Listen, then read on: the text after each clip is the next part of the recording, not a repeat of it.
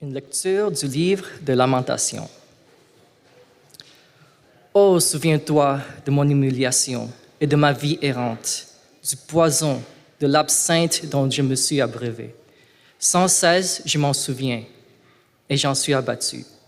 Mais voici la pensée que je me rappelle à moi-même, la raison pour laquelle j'aurai de l'espérance. Non, les bontés de l'Éternel ne sont pas à leur terme et ses tendresses ne sont pas épuisées. Chaque matin, elles se renouvellent. Oui, ta fidélité est grande. J'ai dit, l'Éternel est mon bien, c'est pourquoi je compte sur lui. L'Éternel est bien de bonté pour ceux qui ont confiance en lui, pour ceux qui se tournent vers lui. Il est bon d'attendre en silence la délivrance que l'Éternel opérera. Écoutez la parole du Seigneur.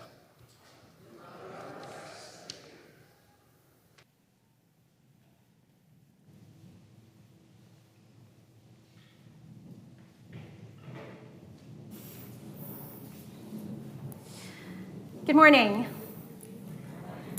Before I begin this morning, I'd like to remain for a moment in a verse from the psalm reading, a meditation from the Taizé tradition, to spend a moment in silence or sing along with the chant.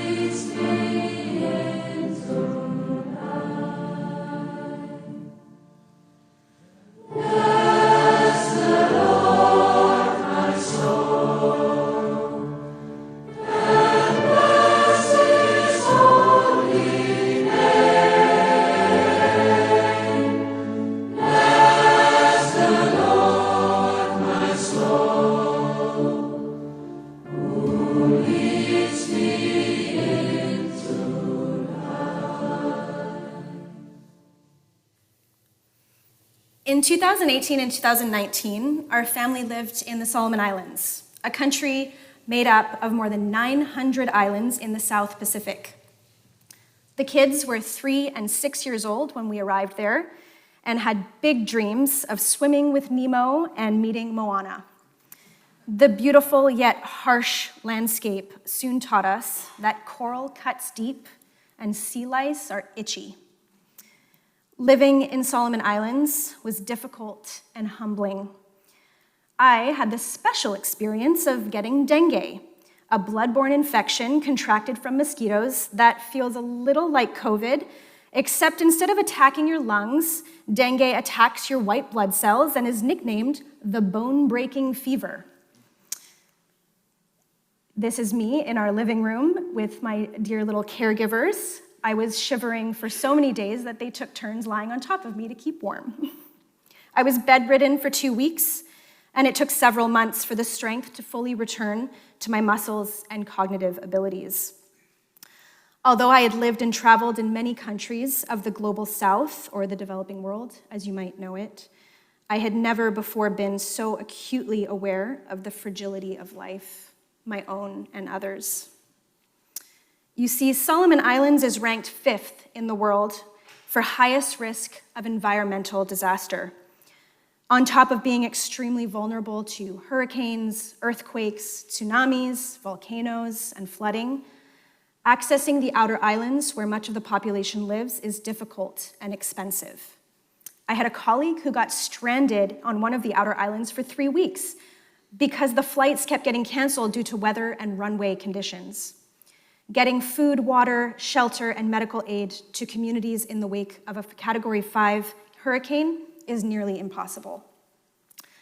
As a white Canadian development worker on an NGO visa, I've dealt with a fair amount of guilt in my profession over the years. When I had dengue fever and was going to the clinic around the corner from my house every other day for follow-up, the doctor told me one day, quite nonchalantly, that if my platelet count did not improve in the next 2 days, I would be medevaced to Australia.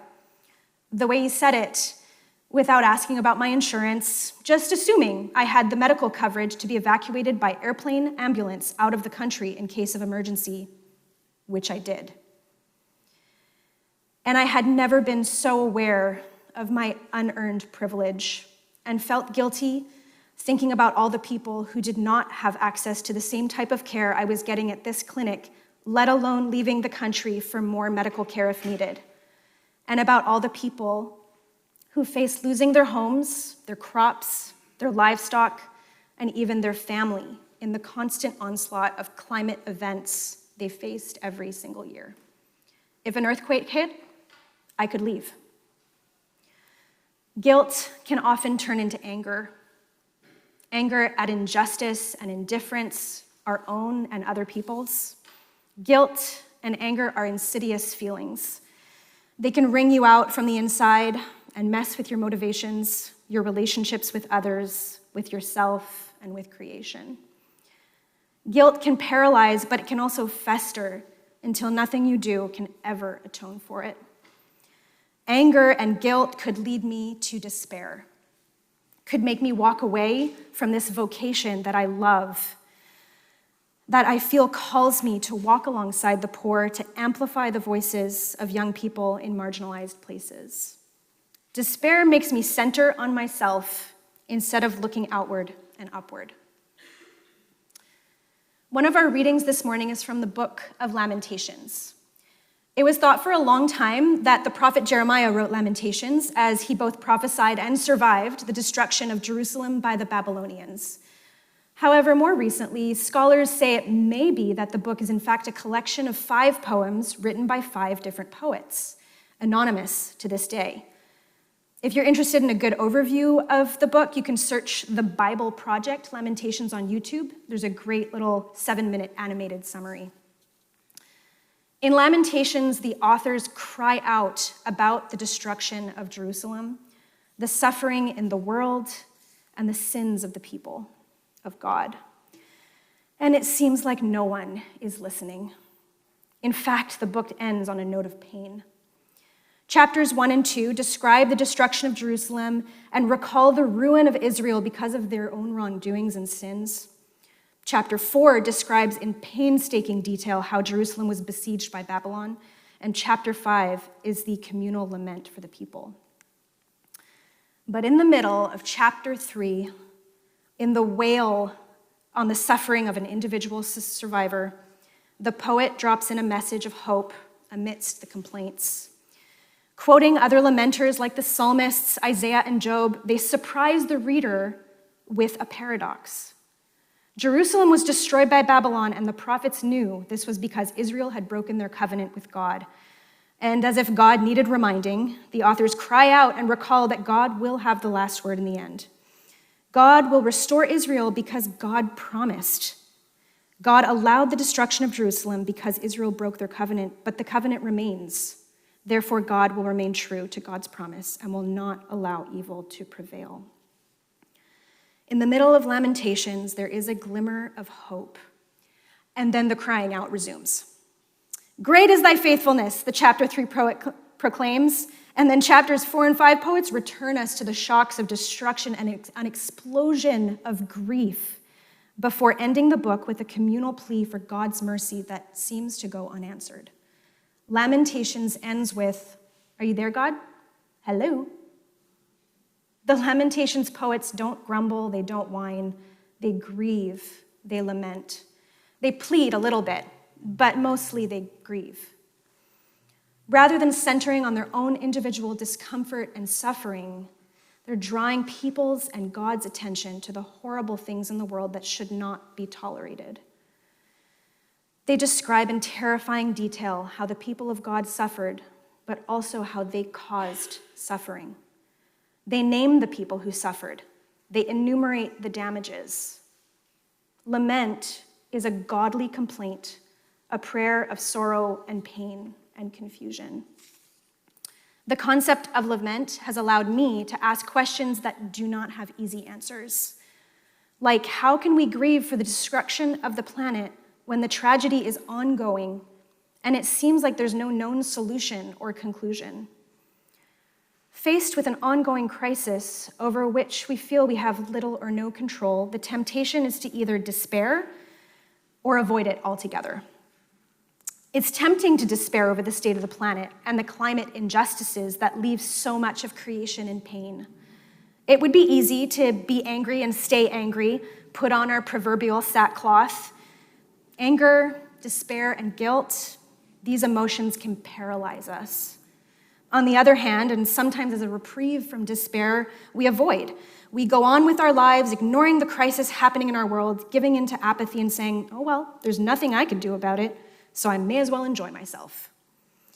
We make up excuses for not listening to the voices of the marginalized, to all of creation groaning in pain. Because if we listen, we're afraid we'll go right back to despair. Lament gives us a middle ground between despair and avoidance. As a prayer of confusion or pain, lament can draw us out of our echo chambers, our self-directed despair, and give us the words and the space to cry out, to draw attention to the pain and injustice in the world that should not be tolerated. Many of the Psalms of lament end with a glimpse of hope. It's one of the reasons we love the Psalms, why we also teach the Psalms to children as an introduction to spiritual life. Many of the Psalms meet us in our desire to cry out, but give us the note of hope we need, pointing us to Jesus and to redemption. But I chose Lamentations today because sometimes it's hard to end on a note of hope. And we need God through these scriptures to tell us that's okay. God created us with the capacity to create, but also to destroy, and to love and hope, but also to be sad and angry. And God holds space for us to feel these extremely negative emotions, maybe with a glimmer of hope in the middle, and that is lament. Lament is a first step towards action. The theological professor Peter Sherman wrote, "Our laments lead us to listen and to spiritually discern collective action. If we are going to cry out about the injustice that should not be tolerated, we need to listen to each other, to the vulnerable, the marginalized, to the refugees of the climate crisis, to the thinkers of our time, and to the youth who are so angry about the planet we are leaving them. We need to listen to all of creation groaning." This week, I invite you to participate in 3 eco actions. Listen, lament, and go touch some dirt. Listen to someone affected more than you are by the climate crisis. Whether it's someone in your own life or through a documentary or article, listen to creation. Walk through your neighborhood and listen to the trees, the birds, the water, the land. Lament for the injustices in our country, like First Nations reservations that do not have clean water, or maritime communities ravaged by increasingly frequent storms and flooding. Lament for the island nations in the world that are becoming uninhabitable, and for the lands across the world parched by drought and famine. If you want to write your own lament, there's many online resources to help you get started, and it can be quite cathartic. And finally, go touch some dirt. Sink your fingers into soil and reconnect with God's earth. Lutheran Reverend Leah Shade, also known as the eco-preacher, talks about the concept of composting our anger and grief.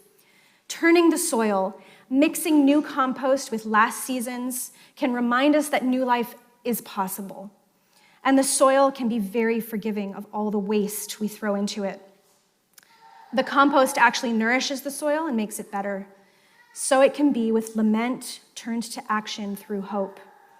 If you don't have a garden, take a moment today after the service and go sink your fingers into our new garden boxes on the side of the building. Bless the soil for our upcoming planting and growing and harvesting. So now I want to turn it over to you. How do you connect with God when you're angry or sad or even despairing? And how can our community of faith connect our spiritual life with our mission to care for the environment? Would love to hear your thoughts.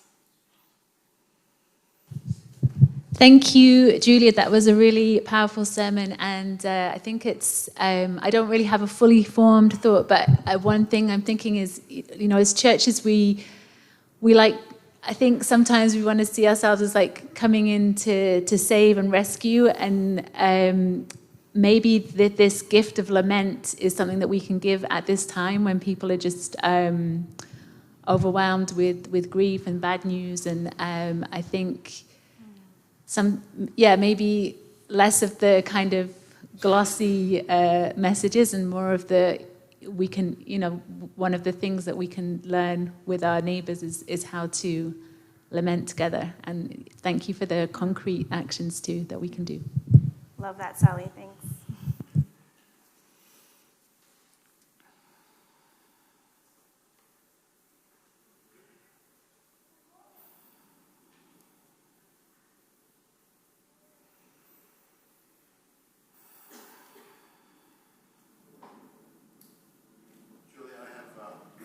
Question with the second, or comment with your second one. One thing that occurs to me is urban agriculture, and we've started building some, vegetable boxes here at CMP. We're going to be planting some pear trees, and you've got family connections to that world. I'm just wondering. So the second question is, how as a community of faith can we connect our spiritual life with our mission of care for the environment? And so I remember years ago, a friend in residence at McGill saying that they're moving in a new degree program in urban agriculture. I thought, that's just so weird. Like, what on earth does that mean? And now today, it's so important. How do we fit our own kind of domestic lives and church life into that part of caring for our creation? Yeah. Any thoughts, comments on that?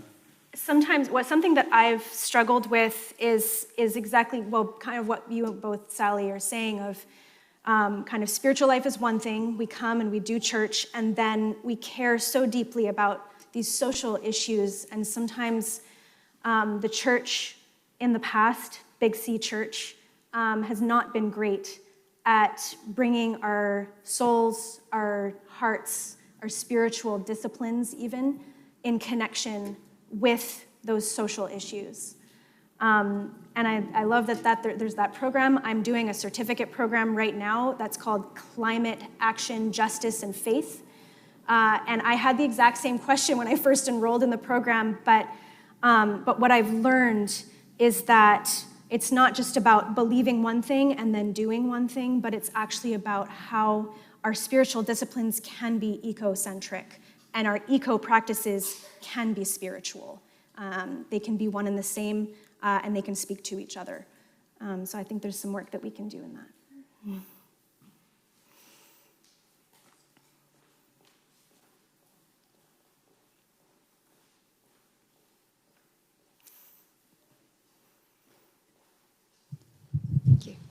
Thank you so much. That was really rich. I know I'm going to be thinking on your message for a long time, and I'm really glad that the messages are on our website. Thank you for addressing the issue of feeling angry, sad, and despairing. I think sometimes in church, that's a tricky topic, and we're not always sure that we're actually allowed to feel angry or sad or despairing. And I love that you focused on a very scripturally grounded approach to addressing these emotions that we experience, whether we share that publicly or not. And I just want to thank you for the concept or the image from the eco-preacher of composting our anger, sadness, and despair. And somehow, by God's grace, that's an image that came to me about 15 years ago. And it's highly effective. Because there's this sense of using these things well. And the whole idea of compost is so vivid because we take what we think is wasteful, but we apply it to transformation, particularly at the foot of the cross. So for me, my image is the compost site at the foot of the cross. And I do ask Jesus to turn over that compost pile to make sure that these uncomfortable feelings of anger, sadness, and despair are well aerated and turn into something useful that can be used for good. So that's my response. Thanks for giving us the freedom to discuss this publicly, to think about it, and thank you for the whole message this morning. Thank you.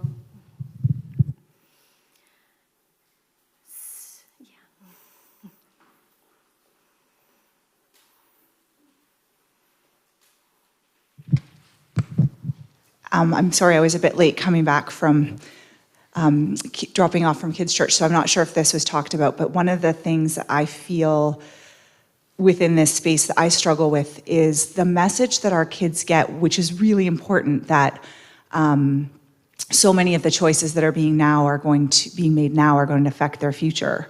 And holding that intention with the fact that there is so much advertising and products that are aimed towards children that are so eco-unfriendly. Like the packaging of like candies and treats and all of these things and toys. And it's so conflicting that our culture is giving them both of those messages at the same time. And I think it's just setting them up for a lot of tension and making it really hard for them to take all of this information in and be wise. I think it's so conflicting, so. Thanks, yeah. When I was preparing for today, I had a whole other sermon about waste and eco-anxiety and consumerism, so it's definitely a conversation I want to have. So I would love to continue that, yeah. Thanks. And I think there's an added tension if in the church we're not talking about the anger and the despair with our kids, because I think that will cause an even greater rift in our children's understanding of their faith if all they see in their faith church life is kind of glossed over, if you will, and like just redemption. Redemption is key. We all know that, but we do have to also speak to the real anxiety and the real issues that they are and will be facing. And if we think we have a hard time of it, our kids are going to be feeling it even more. So yeah, would love to continue that one. Maybe one last one.